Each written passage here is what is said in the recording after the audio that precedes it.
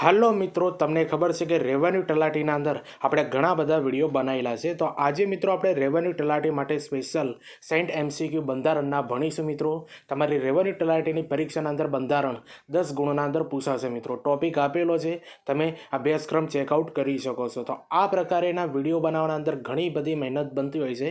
એટલે ચેનલ ઉપર નવા હો તો ચેનલને સબસ્ક્રાઈબ કરી દેજો અને આ વિડીયોની લિંક તમારા મિત્રોને શેર કરી દેજો. અને તમને ખબર છે મિત્રો કે રેવન્યુ તલાટી માટે આપણી ચેનલ પર ઘણા બધા વિડીયો બનાવેલા છે, બરોબર, જેનું આખું પ્લેલિસ્ટ પણ બનાવેલું છે, જે ચેનલ પર જઈને તમે જોઈ શકો છો, અથવા આ વિડીયોની ડિસ્ક્રિપ્શન અંદર એની લિંક આપી દે. અને આપણે કરંટ અફેર્સના પણ 2 વિડીયો બનાવ્યા છે, પાર્ટ 1 ને પાર્ટ 2. ના જોયો હોય તો ચેનલ પર જઈને જોઈ લેજો મિત્રો. એ 30 ગુણનું તમારી પરીક્ષાના અંદર પૂછાશે કરંટ અફેર્સ. તો ચાલો મિત્રો, આપણે રેવન્યુ તલાટી માટે સ્પેશિયલ 60 MCQ બંધારણના સારી રીતે ભણીએ, જે તમારી પરીક્ષાના અંદર 10 ગુણના અંદર પૂછાશે. હવે પહેલા નંબરનો પ્રશ્ન સમજીએ કે સૌપ્રથમ બંધારણની માંગણી કોને કરી હતી? તો MN રોય દ્વારા મિત્રો સૌપ્રથમ બંધારણની માંગણી કરવામાં આવી હતી, અને એ પણ 1934ના અંદર. હવે બીજા નંબરનો પ્રશ્ન સમજીએ કે ભારતીય રાષ્ટ્રીય કોંગ્રેસ દ્વારા બંધારણની માંગણી ક્યારે કરવામાં આવી હતી? તો 1935ના રોજ સૌપ્રથમ તમને ખબર છે કે ભારતીય રાષ્ટ્રીય કોંગ્રેસ દ્વારા બંધારણની માંગણી કરવામાં આવી હતી, બરોબર, 1935માં. હવે ત્રીજા નંબરનો પ્રશ્ન સમજીએ કે ભારતનું બંધારણ બાહ્ય હસ્તક્ષેપ વગર ભારતીયો દ્વારા ઘડાવવું જોઈએ, આ વિચાર કોનો હતો? તો જવાહરલાલ નહેરુએ મિત્રો 1938ના અંદર આ વિચાર આપ્યો હતો. હવે ચોથા નંબરનો પ્રશ્ન સમજીએ કે ક્યારે પ્રથમ વખત બંધારણ સભાની માંગણીનું સમર્થન કરાવાયું? તો ઓગસ્ટ ઓફર જ્યારે આવી હતી મિત્રો, એ સમય ઉપર સૌ પ્રથમ તમને ખબર છે કે બંધારણ સભાની માંગણીનું સમર્થન કરવામાં આવ્યું હતું ઓગસ્ટ ઓફરના અંદર. તો જો બંધારણ તમારી પરીક્ષાના અંદર 10 ગુણના અંદર પૂછાશે મિત્રો, અને બંધારણના આ લેવલના પ્રશ્નો તમારી પરીક્ષાના અંદર હોઈ શકે છે, બરોબર. એટલે વિડીયો ગમ્યો હોય તો લાઇક, શેર, કોમેન્ટ કરી દેજો. ચેનલ ઉપર નવા હો તો ચેનલને પણ સબસ્ક્રાઈબ કરી દેજો. હવે પાંચમા નંબરનો પ્રશ્ન સમજીએ કે ક્રિપ્સ મિશનના અધ્યક્ષ કોણ હતા? તો સ્ટેફર્ડ ક્રિપ્સ હતા મિત્રો, આ ક્રિપ્સ મિશનના અધ્યક્ષ, અને 1942ના અંદર આ ક્રિપ્સ મિશન આવ્યું હતું. હવે છઠ્ઠા નંબરનો પ્રશ્ન સમજીએ કે કેબિનેટ મિશન 1946ને લઈને આવનાર વ્યક્તિઓ કોણ હતા? તો જો મિત્રો, કેબિનેટ મિશન હતા ને 1946માં આવ્યું હતું, બરોબર. એને લઈને આવનાર વ્યક્તિઓ કોણ હતા? તો અહીંયા 3 વ્યક્તિઓ હતા, અને આ GPSC સુધી પૂછાયેલો આ પ્રશ્ન છે મિત્રો, બરોબર, જોઈ લેજો. એક વ્યક્તિ હતા સર સ્ટેફર્ડ ક્રિપ્સ હતા, બીજા હતા પેથિક લોરેન્સ હતા, અને ત્રીજા હતા એવિક એલેક્ઝાન્ડર, બરોબર, યાદ રાખી લેજો. પહેલા હતા સર સ્ટેફર્ડ ક્રિપ્સ હતા, અને બીજા નંબરમાં પેથિક લોરેન્સ, ત્રીજા નંબરના અંદર એવી એલેક્ઝાન્ડર, યાદ રાખી લેજો, પરીક્ષાના અંદર કદાચ પૂછાઈ શકે છે. હવે 7મા નંબરનો પ્રશ્ન સમજીએ કે બંધારણની પ્રથમ બેઠક ક્યારે હતી? તો 9મી ડિસેમ્બર 1946ના રોજ બંધારણની પ્રથમ બેઠક હતી. હવે 8મા નંબરનો પ્રશ્ન આપણે સમજીએ કે બંધારણ સભાની પ્રથમ બેઠકમાં કેટલા સભ્યો હાજર હતા? તો બંધારણ સભાની પ્રથમ બેઠકના અંદર મિત્રો 211 સભ્યો હાજર હતા. કેટલા હતા? 211 સભ્યો.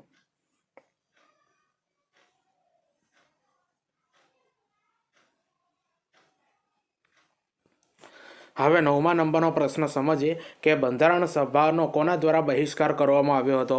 તો મુસ્લિમ લીગ દ્વારા મિત્રો, તમને ખબર છે બંધારણ સભાનો બહિષ્કાર કરવામાં આવ્યો હતો, બરોબર, મુસ્લિમ લીગ દ્વારા. હવે 10મા નંબરનો પ્રશ્ન સમજીએ કે બંધારણ સભાની બીજી બેઠક ક્યારે બોલાવાઈ? તો બંધારણ સભાની બીજી બેઠક જે હોય છે ને, એ 11મી ડિસેમ્બર 1946ના રોજ બોલાવાઈ હતી. તો જુઓ મિત્રો, બંધારણના અંદર તમારે આ લેવલના પ્રશ્નો પૂછાઈ શકે છે, બરોબર, બધા યુનિક પ્રશ્નો છે, અને ઘણી બધી પરીક્ષાઓના અંદર પૂછાયેલા આ બધા પ્રશ્નો છે, એટલે તમારે રિપીટ થઈ શકે છે, બરોબર. વિડીયો ગમતું હોય તો લાઇક, શેર, કોમેન્ટ કરી દેજો. ચેનલ ઉપર નવા હો તો ચેનલ સબસ્ક્રાઈબ કરી દેજો. આ પાર્ટ 1 છે બંધારણનો, પાર્ટ બીજો પણ આવશે. હવે 11મા નંબરનો પ્રશ્ન સમજીએ કે બંધારણનો ઉદ્દેશ પ્રસ્તાવ ક્યારે અને કોના દ્વારા મોકલવામાં આવ્યો? તો 13મી ડિસેમ્બર અને જવાહરલાલ નહેરુ દ્વારા મોકલવામાં આવ્યો હતો મિત્રો. બંધારણનો ઉદ્દેશ મિત્રો ક્યારે અને કોના દ્વારા?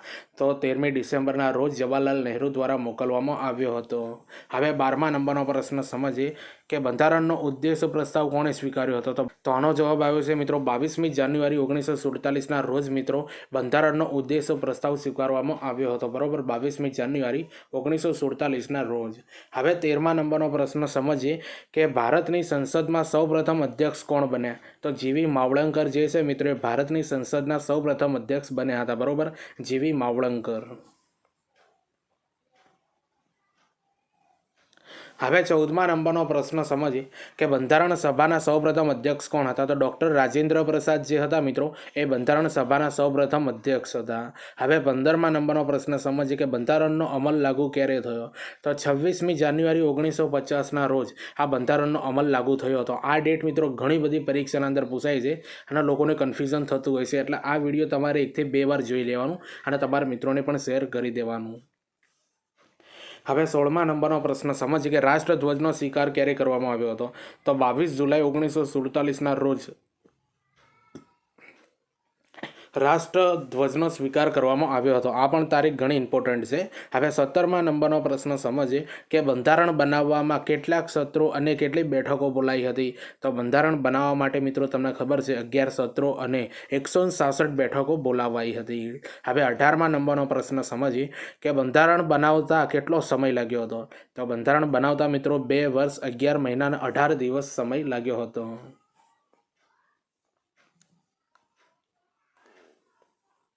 હવે 19મા નંબરનો પ્રશ્ન સમજીએ કે ભારતના પ્રથમ રાષ્ટ્રપતિ કોણ હતા? તો ડૉક્ટર રાજેન્દ્ર પ્રસાદ જે હતા ને એ ભારતના પ્રથમ રાષ્ટ્રપતિ હતા. હવે 20મા નંબરનો પ્રશ્ન સમજીએ કે બંધારણ સભાના કામચલાઉ અધ્યક્ષ કોણ હતા? તો ડૉક્ટર સચ્ચિદાનંદ સિન્હા જે છે મિત્રો એ બંધારણ સભાના કામચલાઉ અધ્યક્ષ હતા. હવે 21મા નંબરનો પ્રશ્ન સમજીએ કે બંધારણ સભાના કાયમી અધ્યક્ષ કોણ હતા? તો ડૉક્ટર રાજેન્દ્ર પ્રસાદ જે હતા ને મિત્રો એ બંધારણ સભાના કાયમી અધ્યક્ષ કહેવાય છે. હવે 22મા નંબરનો પ્રશ્ન સમજીએ કે બંધારણ સભાના ઉપાધ્યક્ષ કોણ હતા? તો એચ.સી. મુખર્જી જે હતા એ બંધારણ સભાના ઉપાધ્યક્ષ હતા. બરોબર, એચ.સી. મુખર્જી. હવે 23મા નંબરનો પ્રશ્ન સમજીએ કે બંધારણીય સલાહકાર કોણ હતા? તો ડૉક્ટર બી.એન. રાવ જે હતા એ બંધારણીય સલાહકાર હતા. આ પ્રશ્ન ઘણી બધી પરીક્ષામાં પૂછાયો. હવે 24મા નંબરનો પ્રશ્ન સમજીએ કે બંધારણ સભાનું ગઠન સમયે કુલ કેટલી સભ્ય સંખ્યા હતી?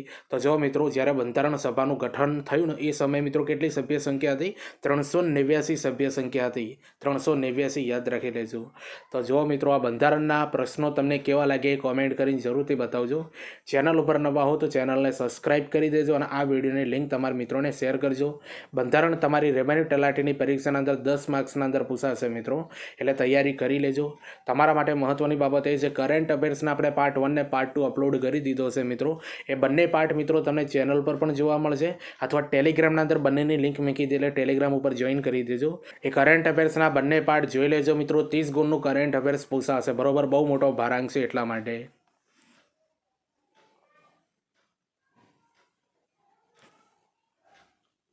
હવે 25મા નંબરનો પ્રશ્ન સમજીએ કે બંધારણ સભામાં બ્રિટિશ પ્રાંતમાંથી કેટલા સભ્યો હતા? તો જો બંધારણ સભાના અંદર બ્રિટિશ પ્રાંતના અંદરથી મિત્રો 292 સભ્યો હતા. હવે 26મા નંબરનો પ્રશ્ન સમજીએ કે બંધારણ સભામાં 4 ચીફ કમિશનર પ્રાંત કયા હતા? તો જો મિત્રો એક હતો દિલ્હી હતો, કુર્ગ હતો, બલુચિસ્તાન હતો અને અજમેર હતો. આ 4 જે છે મિત્રો એ બંધારણ સભાના અંદર 4 ચીફ કમિશનર પ્રાંત કહેવાતા હતા. બરોબર, દિલ્હી, કુર્ગ, બલુચિસ્તાન અને અજમેર. હવે 27મા નંબરનો પ્રશ્ન સમજીએ કે બંધારણ સભામાં દેશી રજવાડાઓની સંખ્યા કેટલી હતી? તો આનો જવાબ આવ્યો છે મિત્રો 93 હતી. બરોબર, પણ 70 જે છે ને ભારત પાકિસ્તાનના ભાગલા બાદ થઈ ગઈ હતી. યાદ રાખી લેજો, આ ડાયરેક્ટ આવો પ્રશ્ન પૂછાઈ શકે છે. હવે 28મા નંબરનો પ્રશ્ન સમજીએ કે ભારત પાકિસ્તાન ભાગલા બાદ બંધારણ સભાના કુલ કેટલા સભ્યો હતા? તો 299 સભ્યો હતા. હવે 29મા નંબરનો પ્રશ્ન સમજીએ કે સંઘ શક્તિ, યાદ રાખજો, સંઘ શક્તિ સમિતિના અધ્યક્ષ કોણ હતા? તો સંઘ શક્તિ સમિતિના અધ્યક્ષ હતા મિત્રો જવાહરલાલ નહેરુ હતા. કોણ હતા? જવાહરલાલ નહેરુ હતા.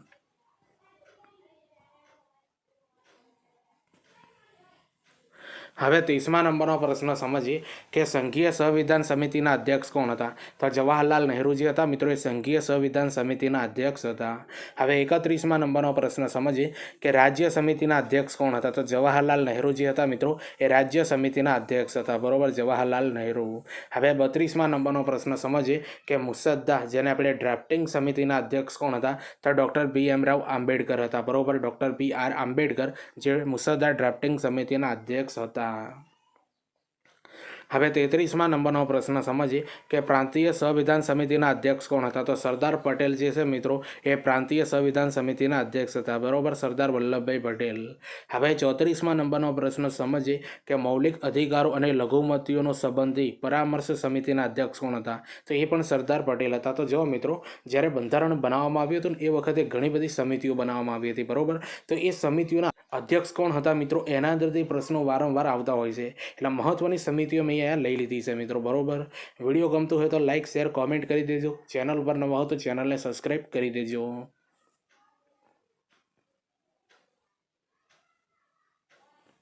હવે 35મા નંબરનો પ્રશ્ન સમજીએ કે મૌલિક અધિકારો ઉપસમિતિના અધ્યક્ષ કોણ હતા. તો જે.બી. કૃપલાણી જે છે મિત્રો એ મૌલિક અધિકારો ઉપસમિતિના અધ્યક્ષ હતા. બરાબર. હવે 36મા નંબરનો પ્રશ્ન સમજીએ કે લઘુમતી ઉપસમિતિના અધ્યક્ષ કોણ હતા. તો એચ.પી. મુખર્જી જે હતા મિત્રો લઘુમતી ઉપસમિતિના અધ્યક્ષ હતા. હવે 37મા નંબરનો પ્રશ્ન સમજીએ કે નિયમ અને પ્રક્રિયા સમિતિના અધ્યક્ષ કોણ હતા. તો જો મિત્રો નિયમ અને પ્રક્રિયા સમિતિના અધ્યક્ષ હતા ડૉક્ટર રાજેન્દ્ર પ્રસાદ હતા.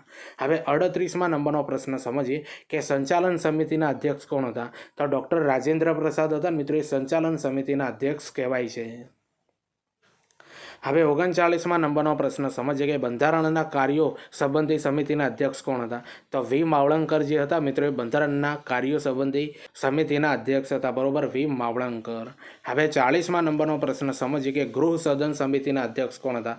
તો પટ્ટાભી સીતારમૈયા જે હતા મિત્રો એ ગૃહ સદન સમિતિના અધ્યક્ષ હતા. બરોબર, પટ્ટાભી સીતારમૈયા.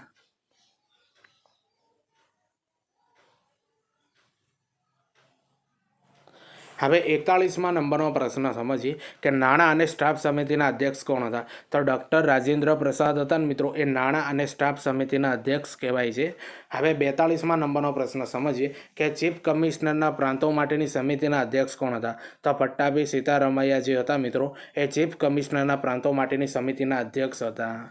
હવે 43મા નંબરનો પ્રશ્ન સમજીએ કે રાષ્ટ્રીય ધ્વજ માટેની કામચલાઉ સમિતિના અધ્યક્ષ કોણ હતા. તો ડૉક્ટર રાજેન્દ્ર પ્રસાદ જે હતા મિત્રો એ રાષ્ટ્રીય ધ્વજ માટેની કામચલાઉ સમિતિના અધ્યક્ષ હતા. બરોબર, ડૉક્ટર રાજેન્દ્ર પ્રસાદ. હવે 44મા નંબરનો પ્રશ્ન સમજીએ કે કાર્ય સંચાલન સમિતિના અધ્યક્ષ કોણ હતા. તો કનૈયાલાલ મુનશી જે હતા મિત્રો એ કાર્ય સંચાલન સમિતિના અધ્યક્ષ હતા. હવે 45મા નંબરનો પ્રશ્ન સમજીએ કે મૂળ બંધારણમાં કેટલા અનુચ્છેદ હતા અને હાલ કેટલા હતા. તો જો મિત્રો મૂળ બંધારણ એટલે જ્યારે બંધારણ બન્યું હતું એ વખતે કુલ મિત્રો 395 અનુચ્છેદ હતા અને હાલ કરંટના અંદર મિત્રો 466 પ્લસ મિત્રો બંધારણના અંદર અનુચ્છેદ છે. બરોબર, 466 પ્લસ વધી ગયા હશે મિત્રો, એટલે થોડું કરેક્શન કરી લેજો. તો તમને ખબર છે મિત્રો આપણે રેવન્યુ તલાટી માટે બંધારણના 60 પ્રશ્નો ભણવાના છે. બરોબર, જેના અંદર આપણે 45 પ્રશ્નો હાલ સમજ્યા છીએ. તો આ 45 પ્રશ્નો તમને કેવા લાગે કોમેન્ટ કરીને જરૂરથી બતાવજો. ચેનલ ઉપર નવા હો તો ચેનલને સબસ્ક્રાઈબ કરી દેજો અને આ વિડીયોની લિંક તમારા મિત્રોને શેર કરી દેજો. અને ટીચિંગ અજય કરીને ટેલિગ્રામના અંદર ચેનલ બનાવી છે મિત્રો. આ વિડીયોની ડિસ્ક્રિપ્શનના અંદર લિંક આપી દે, ત્યાં જઈને તમે મને જોઈન કરી દો, કારણ કે એના અંદર વિડીયોની આવનારી ભરતીઓની પોસ્ટ અપલોડ કરતો હોઉં છું. અને રેવન્યુ તલાટી માટે મિત્રો મહત્ત્વના જે વિડીયો હશે ને મિત્રો એની લિંક એના અંદર મૂકી દે કે જેથી કરીને તમારે યુટ્યુબ ઉપર સર્ચ ન કરવું પડે. એટલા માટે ટેલિગ્રામ ચેનલને જોઈન કરી દો. અને હા મિત્રો આપણે ઇન્સ્ટાગ્રામ ઉપર ટીચિંગ અજય કરીને આપણું એક પેજ છે જેના અંદર સ્ટેટિક જીકેની રીલ્સ બનાવેલી છે મિત્રો. બરોબર, એ બધી રીલ્સ તમે જુઓ, તમારા મિત્રોને શેર કરજો. સ્ટેટિક જીકે ઘણું કામ આવશે મિત્રો. એ બધા વિડીયો તમે જોઈ લેજો, તમને ઘણો બધો ફાયદો અપાવશે. અને બીજું કે એના અંદર મિત્રો એજ્યુકેશન અપડેટ આપવામાં આવે છે, કન્ફ્યુઝન પોઈન્ટ હોય છે, જીકેના અને કરંટ અફેર્સના આના અંદર પોસ્ટ અપલોડ કરવામાં આવતી હોય છે. એટલે ઇન્સ્ટાગ્રામ અને ટેલિગ્રામ બંનેની લિંક આ વિડીયોની ડિસ્ક્રિપ્શનની અંદર આપી દે મિત્રો. ત્યાંથી તમે જઈને મિત્રો ડાયરેક્ટ અમને ફોલો કરી દો, તમને education update time to time મળતી રહેશે. અને હા, તમને ખબર છે કે રેવન્યુ તલાટી માટે આપણે ઘણા બધા વિડીયો બનાવ્યા છે મિત્રો, જેનું આખું એક પ્લેલિસ્ટ બનાવેલું છે, જેની લિંક આ વિડીયોની ડિસ્ક્રિપ્શનના અંદર પણ મળી જશે, અથવા તમે ચેનલ પર જઈને પણ જોઈ શકો છો. તમે પણ જોજો, તમારા મિત્રોને શેર કરી દેજો. હવે તમારા મિત્રો એક વીક જેવું બાકી રહ્યું છે, એક અઠવાડિયું. બરોબર, 14 સપ્ટેમ્બરના રોજ તમારી રેવન્યુ તલાટીની એક્ઝામ છે. એટલે રિવિઝન મોડના અંદર આપણા બધા વિડીયો તમે જોજો અને તમારા મિત્રોને પણ શેર કરી દેજો.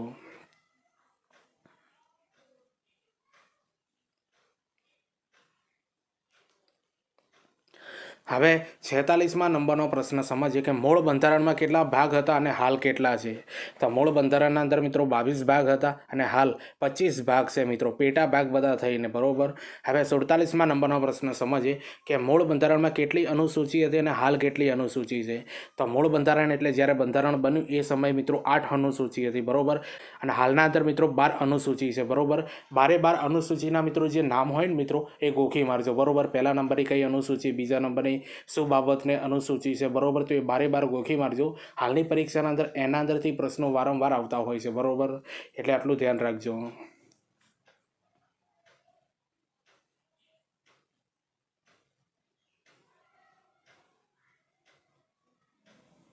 હવે 48મા નંબરનો પ્રશ્ન સમજીએ કે ભારતીય શાસન અધિનિયમ 1935માંથી આપણે કઈ બાબતો લીધી છે. તો જો મિત્રો, આ ભારતીય શાસન અધિનિયમ 1935 શું છે કે જ્યારે આપણું બંધારણ નહોતું બન્યું મિત્રો, એટલે આપણે આ અધિનિયમ આધારે મિત્રો આપણો દેશ ચલાવતા હતા, બરોબર, જેનું નામ છે ભારતીય શાસન અધિનિયમ 1935, બરોબર.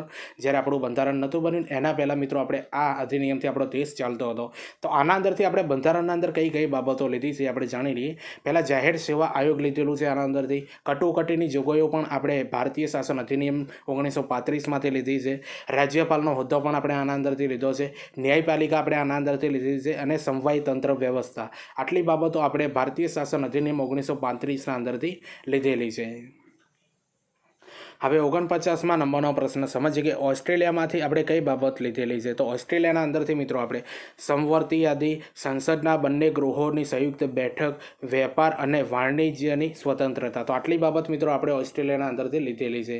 હવે તમારા માટે મિત્રો જરૂરી માહિતી તમને જણાવી દઉં કે જ્યારે આપણું બંધારણ બનાવવાનું હતું ને, એટલે આપણે 60 દેશોના બંધારણનો અભ્યાસ કર્યો છે. ત્યારબાદ આપણે અમુક દેશોના અંદરથી અમુક બાબતો લીધી છે મિત્રો, અને એ રીતનું મિત્રો આપણે બંધારણ બનાવવામાં આવેલું છે, બરોબર. એટલે આ બાબત તમારે જાણવી જરૂરી છે.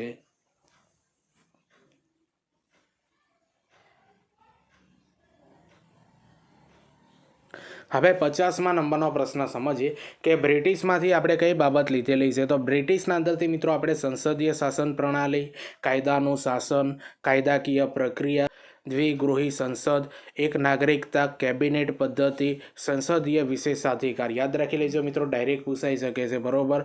કે કાયદાકીય પ્રક્રિયા આપણે કયા દેશના અંદરથી લીધેલી છે. તો બ્રિટિશના અંદરથી લીધેલી છે. તો આવા મિત્રો વન લાઇનર ક્વેશ્ચન તમારી પરીક્ષાના અંદર આવી શકે છે. એટલે બંધારણનું આ વિડીયો તમને ગમતું હોય તો લાઇક, શેર, કોમેન્ટ કરી દેજો. ચેનલ ઉપર નવા હો તો ચેનલને પણ સબસ્ક્રાઈબ કરી દેજો.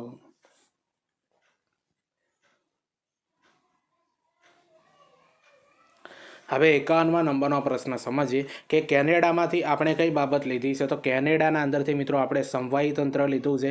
કેન્દ્રને વધારાની સત્તાઓ, એ બાબત આપણે લીધી છે. સર્વોચ્ચ ન્યાયાલયની સલાહ દેવાની જોગવાઈ, આ પણ આપણે કેનેડાના અંદરથી લીધેલી છે. હવે 52મા નંબરનો પ્રશ્ન સમજીએ કે ફ્રાન્સમાંથી આપણે કઈ બાબત લીધી છે. તો ફ્રાન્સના અંદરથી મિત્રો આપણે ગણતંત્ર લીધેલું છે. આમુખમાં સ્વતંત્રતા, સમાનતા અને બંધુત્વના આદર્શો આપણે મિત્રો ફ્રાન્સના અંદરથી લીધેલા છે.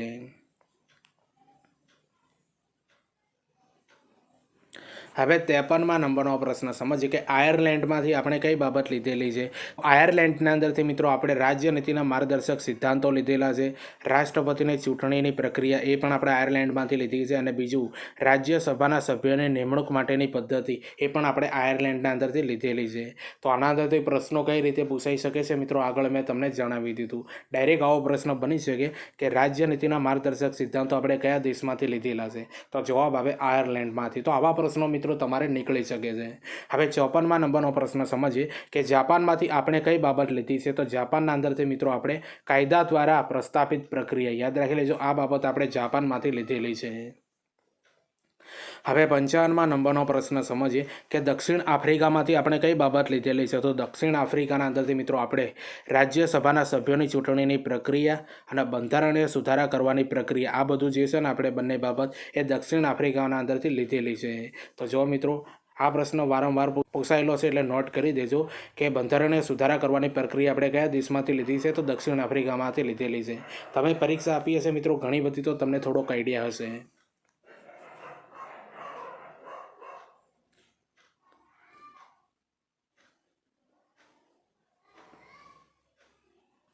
હવે 56મા નંબરનો પ્રશ્ન સમજીએ કે રશિયામાંથી કઈ બાબત લીધી છે. તો રશિયાના અંદરથી મિત્રો મૂળભૂત ફરજો લીધી છે. આમુખમાં સામાજિક, આર્થિક અને રાજનૈતિક ન્યાયના સિદ્ધાંતો, આ બાબત પણ આપણે રશિયાના અંદરથી લીધેલી છે. હવે 57મા નંબરનો પ્રશ્ન સમજીએ કે અમેરિકામાંથી આપણે કઈ બાબત લીધી છે. તો અમેરિકાના અંદરથી મિત્રો આપણે મૂળભૂત અધિકારો લીધા છે. ન્યાયપાલિકાની સ્વતંત્રતા આપણે લીધી છે. રાષ્ટ્રપતિનો મહાભિયોગ, એ પણ આપણે અમેરિકામાંથી લીધો છે. ઉપરાષ્ટ્રપતિને હટાવવાની પ્રક્રિયા, એ પણ આપણે અમેરિકામાં લીધી છે. અને બીજું, સર્વોચ્ચ ન્યાયાલય અને ઉચ્ચ ન્યાયાલયોના ન્યાયાધીશોને હટાવવાની પ્રક્રિયા, આ પણ આપણે અમેરિકામાંથી લીધી છે. પછી ન્યાયિક સમીક્ષા, આ પણ આપણે અમેરિકામાંથી લીધેલી છે. એટલે ધ્યાનથી થોડું વિડીયોને 2 થી 3 વાર જોઈ લેજો મિત્રો, એટલે તમને થોડો આઈડિયા આવી જાય.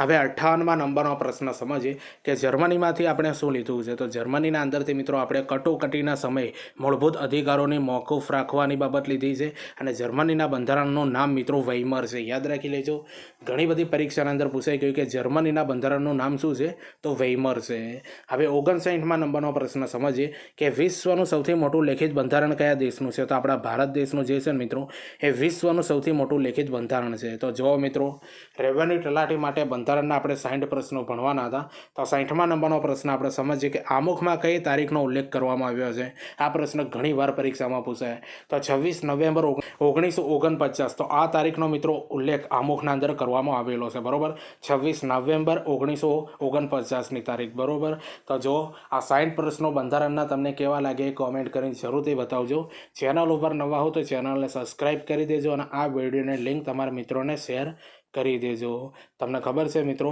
કે ટીચિંગ અજય કરીને ટેલિગ્રામ અને ઇન્સ્ટાગ્રામના અંદર બંનેના અંદર આપણા એકાઉન્ટ છે મિત્રો. બરોબર, તો એ બંને એકાઉન્ટને સૌપ્રથમ ફોલો કરી દેજો. બંનેની લિંક આ વિડીયોની ડિસ્ક્રિપ્શન અંદર આપી હતી. એના અંદર વિડીયોની અને આવનારી ભરતીઓની અપડેટ આપવામાં આવે છે અને એજ્યુકેશનને લગતી બધી માહિતી એ બંને એકાઉન્ટના અંદર આપવામાં આવે છે. તો બંને એકાઉન્ટને સૌપ્રથમ ફોલો કરી દેજો મિત્રો. બરોબર, અને હા, આપણી આ એજ્યુકેશન ચેનલને પણ સબસ્ક્રાઈબ કરી દેજો. તો ચાલો આપણે મળીએ બીજા વિડીયોના અંદર. બાય.